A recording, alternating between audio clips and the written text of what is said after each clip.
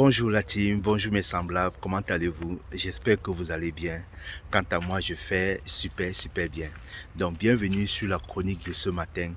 Et la chronique de ce matin, nous allons parler de la relation qu'il y a entre le karma et les relations humaines. Et quand on parle de relations humaines, on va parler de relations de couple. On va bien préciser relations de couple. Tout simplement parce que le couple, c'est important. L'être humain est fait pour vivre en société, pour vivre avec une personne, parce que en communauté, parce qu'un être humain ne peut pas vivre seul. Et parfois, le couple, c'est un moteur essentiel qui nous permet non seulement de nous épanouir dans la vie, d'être heureux. Donc, il peut arriver que on a du mal à créer une relation harmonieuse, une relation équilibrée, une relation durable. Et l'une des causes de cette relation-là peut aussi être due non seulement au fait que nous avons des croyances, nous avons des blessures, nous avons de l'énergie dysfonctionnelle qui est stockée dans l'ensemble de notre structure énergétique. Et cette énergie dysfonctionnelle-là peut aussi avoir un lien et une cause avec le karma. Donc c'est la raison pour laquelle j'ai décidé de faire cette chronique en lien, cette chronique spirituelle du jour en lien avec le karma. Comme je l'ai dit plusieurs fois, le karma, c'est une énergie d'action et réaction. Donc, c'est-à-dire, on reçoit ce que nous avons émis. Donc, nous émettons ce que nous avons émis. Et cette énergie-là est parfois remplie de plusieurs facteurs énergétiques tels que la culpabilité, la frustration, la colère. Donc, le lien avec le karma, avec le couple est dû à quoi?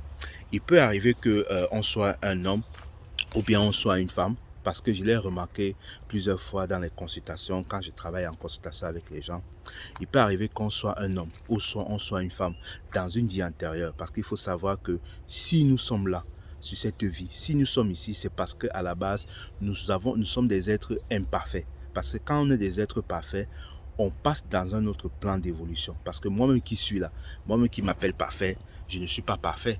Tout simplement parce que j'ai des imperfections, j'ai des trucs à transmuter, j'ai des énergies dysfonctionnelles à libérer. Et quand je libère ces énergies-là, je passe à un autre plan. C'est la raison pour laquelle quand on a fini notre plan d'incarnation sur notre vie, ou bien on a fini ce que nous sommes venus faire dans cette incarnation, nous mourrons. Parce que la mort, c'est le commencement, c'est le départ pour cette vie et le commencement d'une autre vie dans un autre plan avec une autre expérience. Donc, si nous sommes là, c'est tout simplement parce que nous avons des choses à libérer, des choses à digérer, des choses à accepter. Et dans le couple, c'est très important parce qu'on s'est rendu compte que le couple maintenant, les gens sont dans les couples, mais ça ne dure pas longtemps. Voilà, on peut être dans le couple, mais on se rend compte que ça ne dure pas longtemps. La preuve en est que on constate qu'à l'heure actuelle, il y a beaucoup plus de divorces qui sont en train de se prononcer. C'est tout simplement parce que il y a des bases non définies, il y a des non-dits, il y a des trucs karmiques qui n'ont pas été réglés, ou bien les leçons karmiques de ces couples, ou bien des personnes qui sont en couple qui n'ont pas compris et qui n'ont pas été digérées. Et quand ce n'est pas compris, qu'est-ce que ça fait? Ça capote le couple et ce qui fait qu'on va se séparer. Et on va se séparer, on va revenir, on va continuer à vivre, à jouer les mêmes pièces de théâtre, avec les mêmes scénarios, avec des personnes différentes, peut-être avec des cas similaires. Et tant qu'on n'a pas compris la leçon qui est derrière, ben, on continue toujours à vivre les mêmes expériences. Donc, c'est la raison pour laquelle je vais prendre une histoire simple, les conséquences des histoires des vies antérieures qui peut avoir une cause sur le coup. La première histoire, il peut arriver que voilà, on a vécu dans une vie antérieure, qu'on soit un homme, qu'on soit une femme. Bon, je prends d'abord le cas d'une femme et que on a été en relation amoureuse ou bien on s'est marié avec quelqu'un, on a été en couple avec des hommes et ou bien on a été en couple avec des hommes et ça s'est très mal passé. Chaque fois qu'on était en couple avec les hommes, ce qui fait que ça ne se passait pas bien. Soit on était battu, soit on était trahi, soit on nous humiliait, soit euh, voilà. Donc le couple ne finissait pas.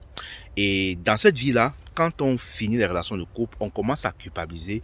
On dit des phrases telles que le couple n'est pas fait pour moi, les hommes sont méchants, les hommes sont des cons, tout ça, il n'y a pas d'hommes fidèles.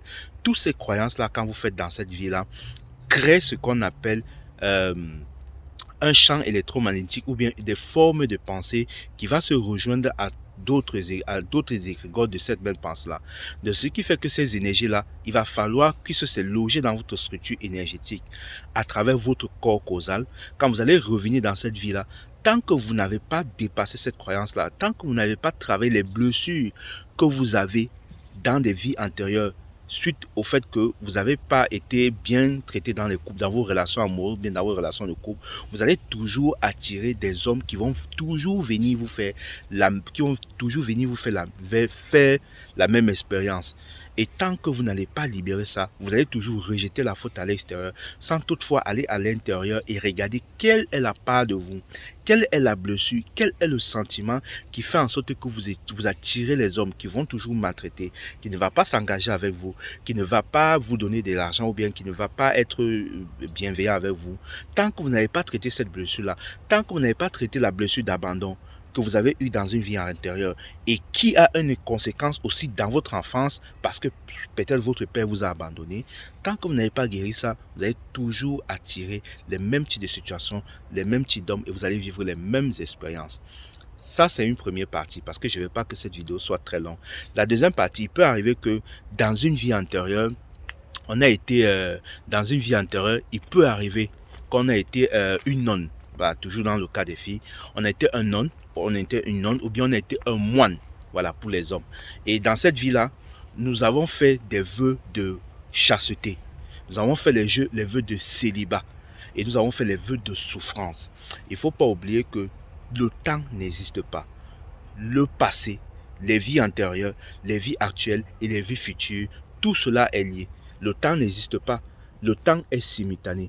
Et tout ce que vous avez fait dans vos vies antérieures et tout ce que vous faites dans vos vies futures ont une répercussion dans vos vies présentes. Donc, si dans vos vies antérieures, vous avez fait des vœux de pauvreté, des vœux de chasteté et de célibat, tant que vous n'allez pas renoncer à ces vœux, tant que vous n'allez pas libérer ces vœux-là, vous allez toujours attirer des hommes qui ne vont pas s'engager avec vous. Parce que ces vœux-là, c'est quelque chose qui a un impact dans votre vie. Et tant que vous ne libérez pas ça, tant que vous ne dépassez pas ça, vous n'allez pas vivre une relation de couple harmonieuse. Vous n'allez pas être épanoui dans votre relation sexuelle ou bien dans votre couple. Parce qu'il y a cette énergie-là qui est encore là, qu'il faut s'en libérer. C'est un peu comme les vœux de pauvreté. Pour ceux qui ont suivi le programme de 21 jours d'abondance avec moi, où on parle de ces vœux-là. Et il faut savoir que ces vœux-là ont une influence dans notre vie parce que je vous ai dit que tout est lié. Tout est lié. Que ce soit les vies antérieures, la vie présente et la vie future. Tout cela est lié et tout cela a une influence et un impact sur notre vie actuelle. Donc, si vous êtes dans ce cas-là et que vous vous rendez compte que pour une femme ou bien pour un homme, vous n'avez du mal à construire un couple solide et durable, si vous avez du mal à vous rendre compte que les hommes ou les femmes ne s'engagent pas avec vous, si vous vous rendez compte que vos relations ne sont pas durables et que dans le couple, vous êtes toujours en discussion, en palabre, sachez qu'il y a des mémoires karmiques, il y a des mémoires des vies antérieures que vous deviez dépasser et libérer. C'est la raison pour laquelle, moi, ayant la casquette de karma, de thérapeute karmique, j'ai cette capacité-là de vous aider à comprendre vos karmas, à libérer ce karma, à transcender ce karma, afin que vous puissiez vous libérer de toute cette énergie dysfonctionnelle et vibrer autre chose qui va vous permettre de construire un couple épanoui. Parce que c'est très important, le couple dans la vie est très important parce que le couple nous permet de progresser, le couple nous permet de nous dépasser. Quand nous attirons un partenaire qui nous correspond, un partenaire qui est aligné avec nous, un partenaire qui nous pousse, qui nous aide, qui nous pousse, on peut faire des choses extraordinaires. Quand on se sent aimé, quand on se sent valorisé, quand on est en paix avec le couple, on peut faire des choses extraordinaires à l'extérieur. Donc, n'hésitez pas à me contacter et on va se retrouver demain pour une autre chronique du karma en lien peut-être avec la confiance en soi ou bien le pouvoir avec une autre thématique. Donc, comme je l'ai dit, je remercie franchement pour les 10 000 abonnés sur la page Facebook et merci de me soutenir. Merci pour tout ce que vous m'apportez. Et n'oubliez pas, nous sommes ensemble. Moi, je suis vous, vous êtes moi et on est tous ensemble là pour essayer de nous guérir, pour essayer de transcender, pour essayer de nous accepter, pour essayer de nous aimer. Parce que moi, je ne me sens pas séparé de vous. Et vous ne vous sentez pas séparé de moi parce que nous sommes tous un. N'oubliez pas, l'unité lactée, nous sommes tous un. Je vous aime.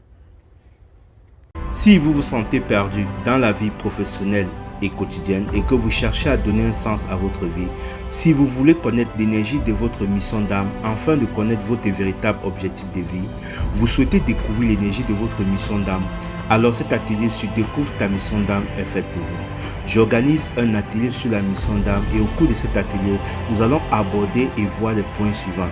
Quelle est l'énergie de votre mission d'âme? Comment utiliser cette énergie pour en faire une activité professionnelle? Comment dépasser vos peurs afin d'être aligné à qui vous êtes réellement? Vous allez avoir des techniques qui vous permettront de surmonter les obstacles, les doutes et les peurs. Et en bonus, nous ferons une méditation de reconnexion en soi.